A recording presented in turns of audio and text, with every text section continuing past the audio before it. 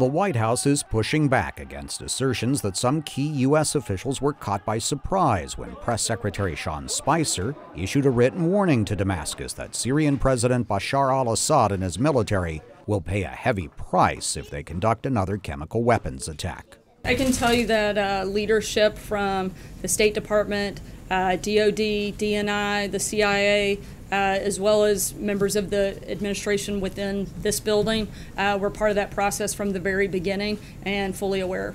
U.S. Ambassador to the United Nations Nikki Haley told a House committee Tuesday that the White House message also is meant to put Syria's allies, Russia and Iran, on notice about their continued support for the Syrian president. I think Assad is beyond brutal. I think he is he's barbaric in many ways.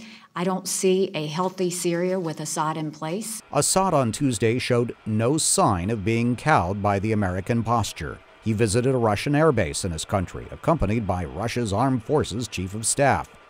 Damascus and Moscow are dismissing U.S. allegations that the Syrian military is poised to launch another chemical attack. Some analysts say the Trump administration, for the sake of its credibility, had better be prepared to see through such a strong statement as the one issued Monday night. Rebecca Herman is a former U.S. Deputy Assistant Secretary of Defense for countering weapons of mass destruction.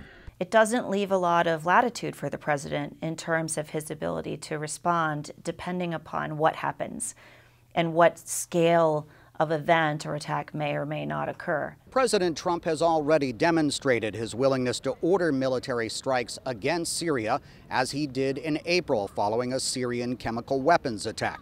And there are few here at the White House who doubt that the president would be willing to issue such an order again if necessary. Steve Herman, VOA News, at the White House.